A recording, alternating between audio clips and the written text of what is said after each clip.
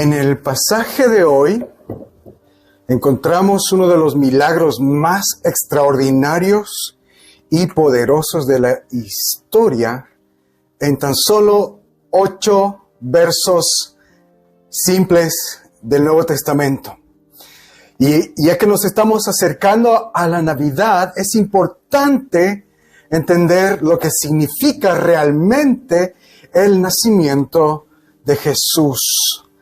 Porque el verdadero cristianismo, el verdadero significado de la cristianidad está en esto. Y antes de estudiar el pasaje de hoy, quise compartir con ustedes unas palabras escritas por un pastor acerca de su experiencia de adoptar una bebé junto con su esposa. Él escribió lo siguiente: hace un tiempo atrás, mi esposa y yo retornamos de China con nuestra nueva hija. Estoy fascinado con esta pequeña niña. Todo este proceso ha sido tan fascinante. Cuando la veo, por razones obvias y fisiológicas, es obvio que no soy su padre. Sin embargo, aún así, ella sí es mi hija. Y yo la amo con todo mi corazón. Y estoy enamorado del hecho de ser su papito. Después de un mes entero en China, llenando los formularios, completando los papeleos y trámites, por fin llegó el gran día en que pude poner su nombre por escrito, pero con mi apellido. En ese momento recordé y supe que esta pequeñita es ahora parte de nuestra familia. Y esto me recordó la historia de Mateo, y un nuevo sentido vino para mí al entender que José estuvo en mis zapatos, porque Jesús tampoco era su hijo biológico. Eso lo escribió David Platt, un autor y pastor y escritor bíblico. ¿Y qué razón tiene? La historia de José, la historia de cómo Jesús nació, es una historia bien conocida, pero muy poco comprendida. Hay tantos aspectos que pasamos por alto cuando leemos estos simples versos. Por ejemplo, vamos al verso 18. Mira en tu Biblia o al frente. El verso 18 dice así: el nacimiento de Jesucristo fue así. María, la madre de Jesús, estaba comprometida con José, pero antes de unirse como esposo se encontró que ella había concebido por el Espíritu Santo. Lo primero que dice este verso es que María estaba comprometida con José. Pero no debemos cometer el error de leer esa frase y pensar en cómo hoy día funcionan los compromisos o noviazgos. Porque a veces tenemos esa tendencia, ¿no es cierto? Leemos, María estaba comprometida, entonces pensamos seguramente hicieron el intercambio de anillos, tal como hacemos hoy en día acá. Pero hoy día nosotros entendemos eso de estar comprometidos, no es lo mismo de cómo estaban comprometidos ellos.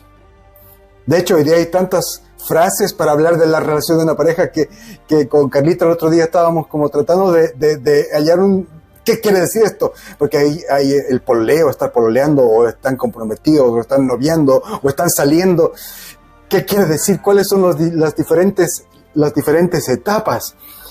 Están andando, eso no están andando, o se están viendo, qué sé yo, o han cambiado sus redes sociales. Pero ¿qué quiere decir están comprometidos? Generalmente en Chile, cuando hablamos de un compromiso o noviazgo, corríjame si me equivoco, es cuando ya hay una fecha para matrimonio, ¿no es cierto? Cuando hablamos de noviazgo formal, serio, ya hay anillos, ¿o no? Sí, ya. ¿Qué significaba en los días de Jesús estar comprometido? Lo que dice aquí. De hecho, la real palabra es estaban desponsales. Gracias, desponsales. En los tiempos de Jesús no existía el pololeo. En la cultura bíblica no existía ¿cómo era, Eric? el andar. No existe el salir. Toda pareja de enamorados iba directo al matrimonio. Y todo comenzaba con la elección de un candidato o candidata. Normalmente, esto no es que esté escrito, pero normalmente lo que sucedía es que los padres del varón escogían a la joven mujer que se iba a comprometer con su hijo. Era un tema familiar, no era individual. Ahora hay evidencia bíblica de que esto tampoco quiere decir que era una esclavitud y que los niños no tenían ninguna voz, ningún voz ni voto en el tema. Hay evidencia del Antiguo Testamento donde los jóvenes varones y las jóvenes mujeres podían expresar sus preferencias. Podían decir no, con ese no. O podían decir con ese sí. Y los papás, pero no, mira, no, con ese sí. Podían. No era una situación forzada obligada, pero lo normal es que los padres iniciaron este proceso. Entonces, si era correspondido, si el tema era correspondido, entonces ellos inmediatamente se saltaban todo esto que nosotros conocemos como el andar, el poder, inmediatamente iban a los desponsorios o a los desponsales. Se desposaban.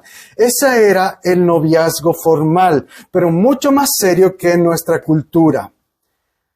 Una vez que se habían puesto de acuerdo ambas partes, y las dos partes estaban de acuerdo, se hacía un anuncio formal, estaban comprometidos.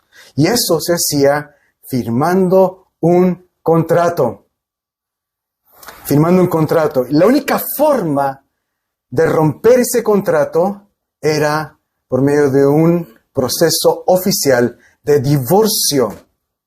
Entonces, el estar comprometido realmente era serio. De hecho, al joven comprometido se le llamaba esposo y a la joven comprometida se le llamaba su esposa.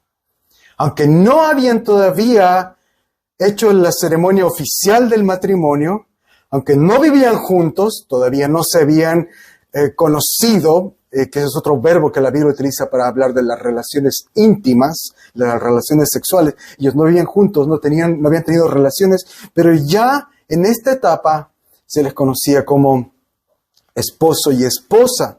Y la única forma de romper ese compromiso era con un divorcio. Ahora, hay más partes en este proceso. Si quieren saber cómo era la ceremonia del noviazgo, cómo era la ceremonia del matrimonio, ¿les interesa saber esos detalles o nos pasamos? No, ya nos pasamos nomás directamente. Pero si les interesa saber esos detalles interesantes de cómo era, por ejemplo, en la Biblia encontramos esta parábola de las 10 vírgenes, ¿no es cierto? 10 vírgenes que están esperando la llegada del novio. 5 eran sensatas porque tenían su aceite para las velas o para las lámparas y 5 eran insensatas. Uno lee esa parábola y dice, ¿qué es esto? No entendemos. Tiene que ver con la ceremonia oficial del matrimonio. Pero para más detalles, participen del estudio bíblico. Ahí voy a dar todos los detalles de cómo eran los matrimonios en los días de Jesús. El punto para nuestra historia es que José y María han llegado a la etapa oficial de estar comprometidos. Por eso es que, aunque no vivían juntos, aunque oficialmente no eran marido y mujer, la Biblia y la cultura se refiere a ellos como el esposo de María y María esposa de José, porque ya para esa etapa estaban comprometidos al matrimonio. La única forma de romper ese compromiso era con un divorcio. Y para tener un divorcio había que tener bases. No es que alguien venía y decía, me quiero divorciar. Hoy día el divorcio es tan fácil, ¿no? ¿Usted por qué se quiere divorciar? Es que ya no me ama, o ya no lo amo, o ya no tenemos los mismos intereses. Hoy día uno puede alegar cualquier cosa para divorciarse. En los días de Jesús tenías que tener razones válidas.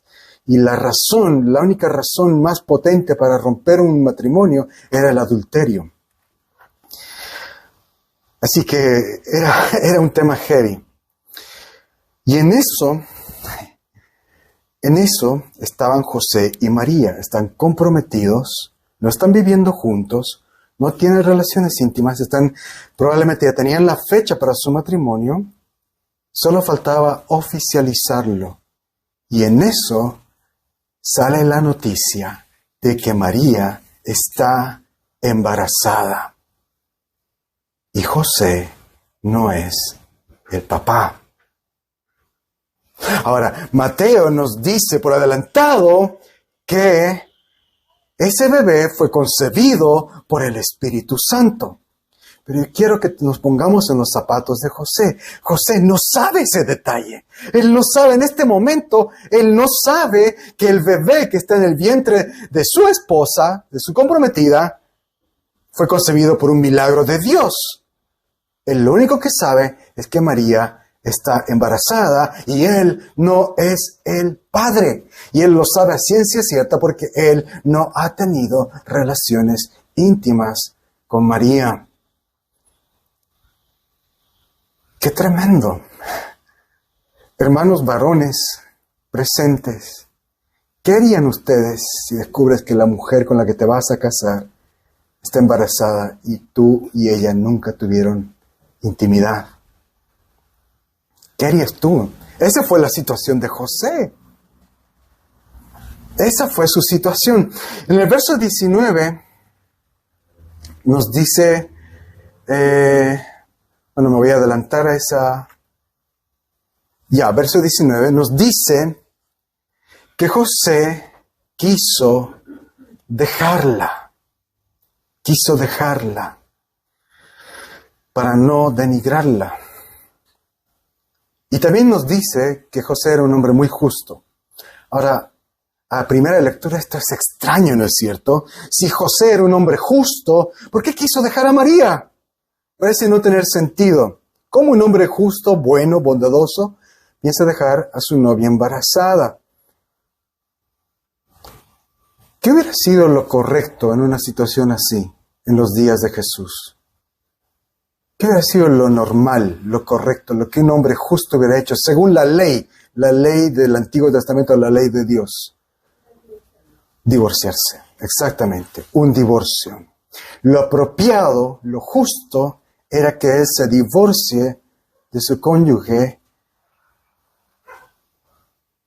porque descubrió que hubo adulterio. ¿Por qué? Porque ella está embarazada y ese bebé no es de él. Y la ley permite el divorcio en esa circunstancia. Pero aquí hay un gran problema que Mateo no nos dice porque Mateo lo da por sentado.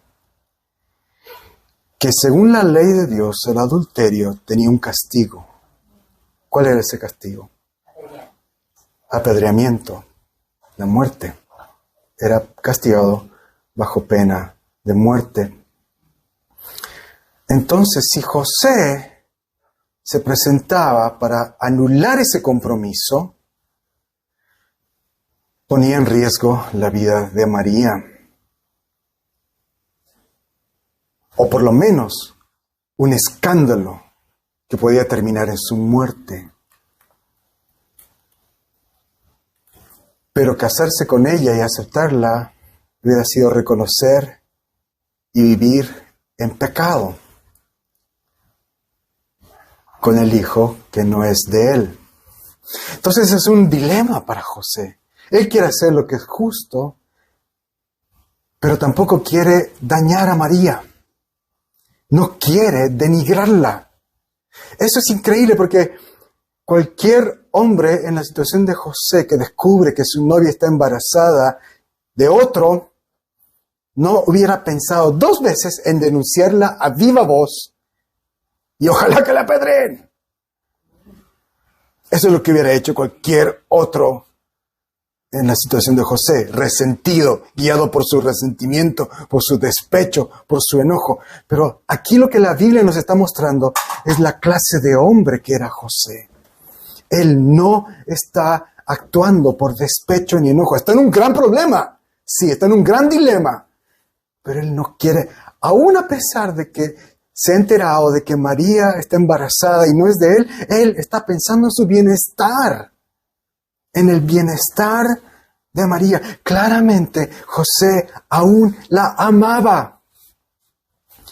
Un divorcio. Ahora, la ley permitía que uno se divorcie de forma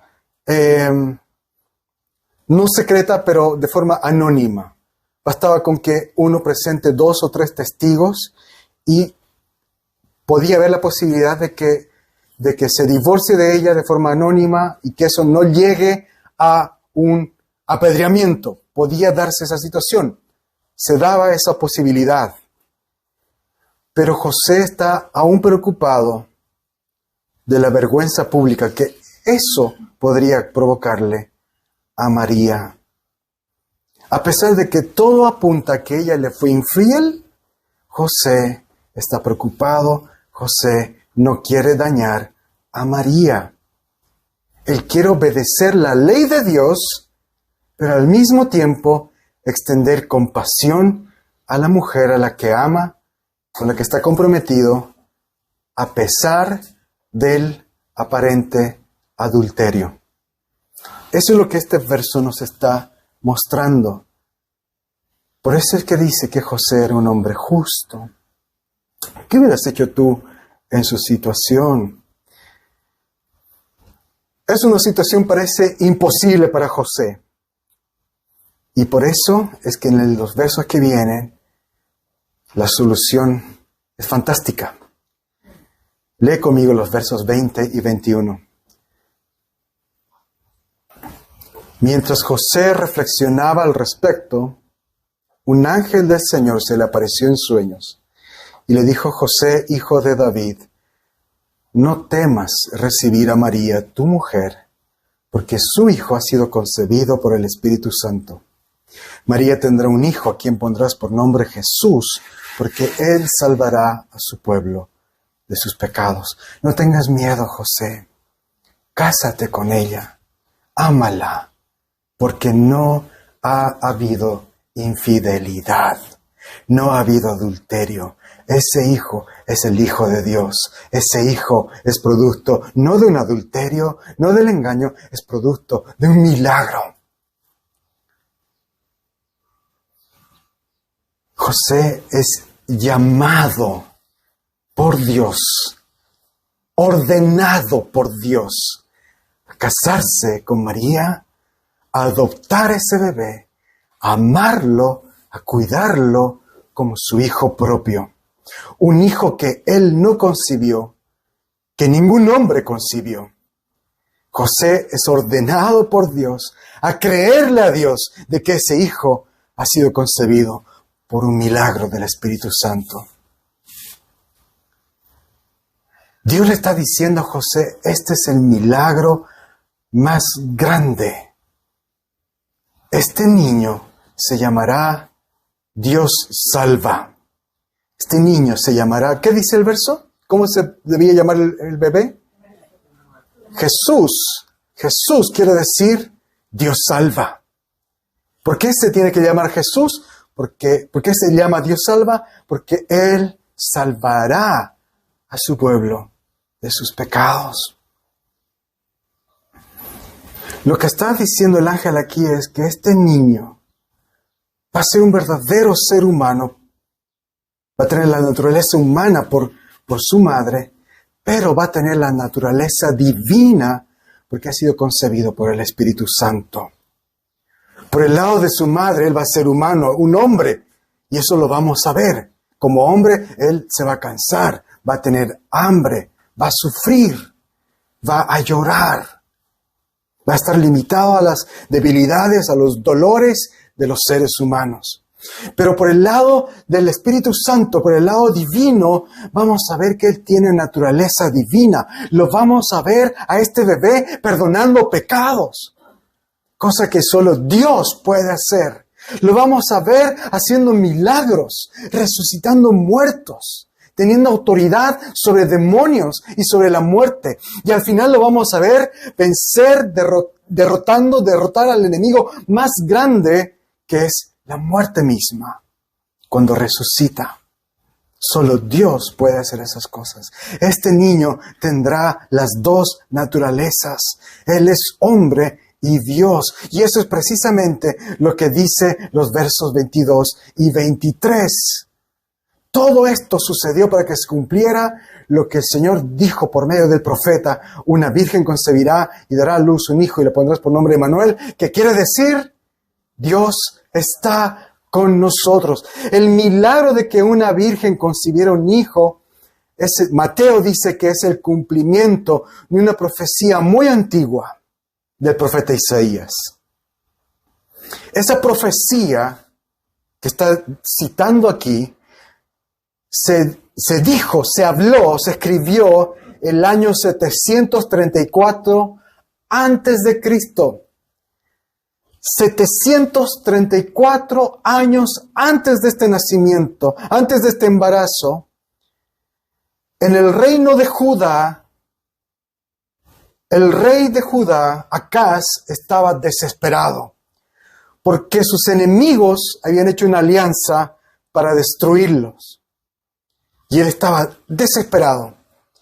En esa situación vino el profeta Isaías y le dijo que Dios no iba a permitir que el reino de Judá fuera destruido y que Dios le iba a dar una señal al rey Acaz. La señal iba a ser que una joven iba a quedar embarazada e iba a tener un hijo y que le iban a poner a su hijo por nombre Emmanuel, que quiere decir Dios está con nosotros. Entonces el nacimiento de ese bebé iba a ser la señal para Acaz de que Dios no ha abandonado al reino de Judá y que esos dos reyes enemigos iban a ser derrotados. Y eso pasó tal cual. El año 700 antes de Cristo, una joven dio a luz, tuvo un hijo y esa fue la señal para Acaz. De que Emmanuel era la señal de que Dios estaba todavía con el reino del sur, el reino de Judá. Y el año 732 vino el reino de Asiria y borró del mapa a los reyes enemigos de Acaz, de Judá. Así fue como se cumplió esa profecía en los días de Isaías. Esa profecía ya estaba cumplida, ¿o no? Mateo dice, hay un verdadero cumplimiento todavía. Sí, esa profecía se cumplió. Emmanuel nació, fue en los días de Isaías. Fue la señal para Isaías. Y lo dio a luz una mujer que obviamente era virgen en ese entonces, pero que después se casó, tuvo relaciones con su esposo, concibió, dio a luz un hijo, dejó de ser virgen, nació un niño, le pusieron por nombre Emmanuel. Y esa fue la señal para que Acaz supiera que Dios estaba con ellos. Y Dios sí estaba con ellos. Dios estaba con ellos, los libró de la matanza. Pero ahora Mateo dice, esa profecía estaba esperando un verdadero cumplimiento. Y ese verdadero cumplimiento es este. Una virgen concibió por un milagro. Y su hijo será verdaderamente Emmanuel, Dios con nosotros. A Jesús no le pusieron por nombre Emmanuel. No hay ninguna evidencia de que le llamaban Emmanuel. Lo que está diciendo aquí Mateo es de que Jesús es de verdad Dios hecho hombre. Dios con nosotros. El primer Emmanuel del Antiguo Testamento fue una señal de salvación de una amenaza material, ejércitos enemigos. El segundo y verdadero Emmanuel es una señal de salvación, pero no de enemigos, sino de ¿qué? De los pecados. De los pecados. Él ha venido no para salvarnos de ejércitos, no para salvar a los judíos, a los israelitas de Roma. Él vino para salvar a su pueblo de sus pecados. La historia de José termina con él despertándose del sueño y obedeciendo al ángel inmediatamente. La obediencia de José es notable. No sé si hubiera hecho lo mismo en sus zapatos. Él creyó al ángel en su sueño, llevó a María a su casa y vivió con ella como su legítima esposa. Mateo dice que no la conoció hasta que dio a luz a su hijo. Ese hasta que Quiero decir, obviamente, que después de que María dio a luz, ellos sí vivieron como una pareja, un matrimonio normal, y tuvieron más hijos. Pero Mateo nos está mostrando aquí un marido amoroso, un hombre misericordioso, que tomó a esta mujer, la amó, la cuidó, y junto a ella amaron y cuidaron y educaron a Dios. Es increíble. Dios en ese bebé.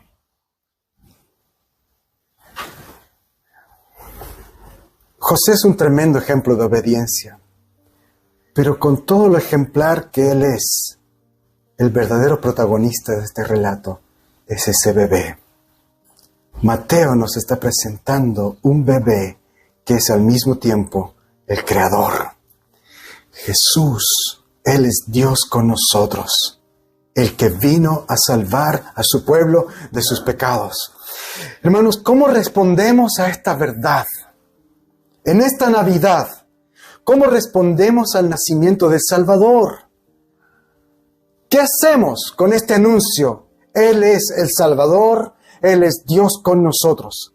¿Qué hacemos con esta declaración de la Biblia? Déjame decirte que la única respuesta, si es que tú aceptas esta verdad de la Biblia, si es que tú aceptas el nacimiento de este bebé como un hecho histórico, la única respuesta posible de parte tuya y de parte mía es adoración a ese bebé. Si Jesús es Dios con nosotros y vino a salvarnos de nuestros pecados, Él es Emmanuel, está con nosotros, entonces quiere decir que Dios se ha acercado a ti y a mí, que Dios nunca te ha abandonado, que Dios nunca te ha dejado, que Él tiene un plan para nosotros, un plan para esta humanidad, y su plan consiste en salvarte de tus pecados, salvarte de tus errores, salvarte de tus debilidades, de tu maldad y de mi maldad. Jesús es el Creador, por lo tanto Él tiene derecho sobre nuestras vidas como dueño absoluto del mundo. En Jesús, Dios mostró que Él tiene una profunda empatía con nosotros. Dios estuvo dispuesto a hacerse hombre, un ser humano. Y en Jesús, Dios vivió nuestras debilidades, experimentó nuestras emociones, experimentó nuestro dolor, experimentó nuestra enfermedad. Dios no es ajeno a lo que nos hace sufrir. Incluso Él experimentó el maltrato, la tortura, la muerte. Incluso Él experimentó nuestras tentaciones. Él vivió, Dios, el Creador, el infinito, el Todopoderoso, vivió, trabajó, sufrió, creció y murió como tú y como yo, pero sin pecado. Él amó a Dios sobre todas las cosas y a su prójimo, al punto de morir en la cruz por su prójimo. Entonces nuestro modelo a seguir es Cristo. En Él Dios está con nosotros. Esa es la gran enseñanza de Mateo y esa es la enseñanza de la Navidad.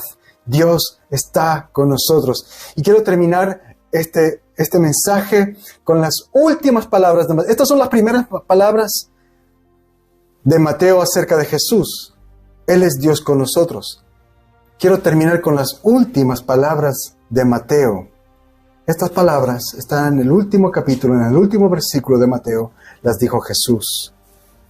Yo estaré con ustedes todos los días hasta el fin del mundo. Mateo comienza diciendo Jesús es Dios con nosotros. Él está con nosotros. Y Mateo termina con Jesús diciendo yo estaré con ustedes. Yo estaré con ustedes. En Jesús Dios se ha acercado a nosotros. Hermanos, recibámosle.